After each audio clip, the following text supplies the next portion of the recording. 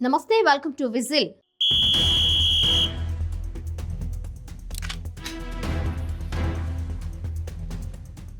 రాష్ట్రంలో కూటమి ప్రభుత్వం అధికారంలోకి వచ్చి ఏడాదిన్నర గడిచిన అత్యంత కీలకమైన విజయవాడ విశాఖ మెట్రో రైలు ప్రాజెక్టులపై ఇప్పటికీ ఎలాంటి పురోగతి లేదు. మెట్రో ప్రాజెక్టులపై విభజన చట్టంలో ఇచ్చిన హామీని అమలు చేసే బాధ్యత కేంద్ర ప్రభుత్వంపై ఉంది. విజయవాడ విశాఖ మెట్రో రైలు ప్రాజెక్టులపై సమగ్ర ప్రాజెక్టు నివేదికల్ని కేంద్రం ఆమోదం కోసం పంపి ఏడాది గడిచింది. కానీ ఇంతవరకు ఎలాంటి ముందడుగు పడలేదు. అయినా రాష్ట్రానికి అత్యంత కీలకమైన ఇలాంటి ప్రాజెక్టుల విషయంలో రాష్ట్ర ఎంపీలు కేంద్ర ప్రభుత్వంపై ఎలాంటి ఒత్తిడి తేవడం లేదు. కేంద్ర రాష్ట్ర ప్రభుత్వాల మధ్య సన్నిహిత సంబంధాలు ఉన్న ఈ ప్రాజెక్టుల విషయంలో ఇంత జాప్యం ఎందుకు జరుగుతుందనే ప్రశ్నలు తలెత్తుతున్నాయి. విజయవాడ మెట్రో రైలు ప్రాజెక్టుల డిపిఆర్లను 2015లోనే అప్పటి టీడీపీ ప్రభుత్వం మొదటిసారి కేంద్రానికి పంపింది. వాటిని అప్పట్లోనే కేంద్రం సూత్రప్రాయంగా ఆమోదం కూడా తెలిపింది. తర్వాత కేంద్రం తీసుకొచ్చిన కొత్త మెట్రో రైలు విధానానికి అనుగుణంగా మళ్లీ డిపిఆర్లు సమర్పించాలంటూ వాటిని తిప్పి పంపింది.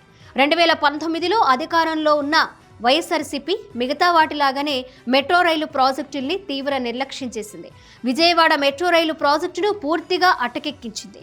విశాఖ మెట్రో చేపడతామంటూ కొద్ది రోజులు హడావిడి చేసింది. కానీ ఈ ప్రాజెక్టులకు సంబంధించి కేంద్రానికి మాత్రం ఎలాంటి డిపిఆర్లు పంపలేదు.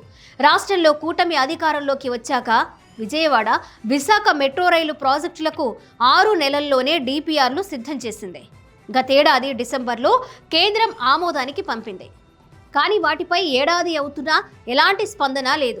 విజయవాడ విశాఖ మెట్రో రైలు ప్రాజెక్టుల్ని 2 దశల్లో చేపడతారు. తొలి దశ పనులకే ఇంకా అనుమతులు రాకపోవడంతో ఇక రెండవ దశ పనులకు ఎన్ని దశాబ్దాలు పడుతుంది అన్న సందేహాలు వ్యక్తమవుతున్నాయి. కేంద్ర రాష్ట్ర ప్రభుత్వాలు సంయుక్త భాగస్వామ్య విధానంలో ప్రాజెక్టు వ్యయంలో 40% చెరిసగం భరించాలన్న అంగీకారం ఇదివరకే జరిగింది.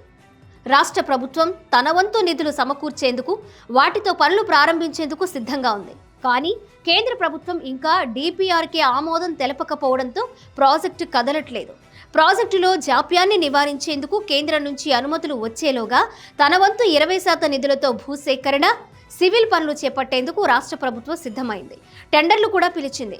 ఆ పనులకు అనుమతుల కోసం 2 నెలల క్రితం కేంద్రానికి ప్రతిపాదనలు పంపింది. సంయుక్త భాగస్వామ్య ప్రాజెక్టు కావడంతో రాష్ట్ర నిధులతో చేపట్టే పనులకైనా కేంద్ర అనుమతి తప్పనిసరి. కానీ ప్రతిపాదన పంపి 2 నెలలు అవుతున్నా కేంద్రం నుంచి స్పందన లేకపోవడంతో రాష్ట్ర ప్రభుత్వం ఇప్పటి వరకు టెండర్లు ఖరారు చేయలేదు. అమరావతి పనులు వేగం పుంజుకోవడం, విశాఖ గూగుల్ లాంటి ఐటీ దిగ్గజాలు వస్తుండటంతో విజయవాడ విశాఖకు మెట్రో ప్రాజెక్టులు అత్యవసరం. వచ్చే ఎన్నికల్లోగా తొలిదశ పనులైనా పూర్తి చేయాలి. వాటికి కేంద్రం నుంచి త్వరగా అనుమతులు తేవాల్సి ఉంది. వీటి బాధ్యత రాష్ట్రానికి చెందిన కూటమి ఎంపీలపైనే ఉంది.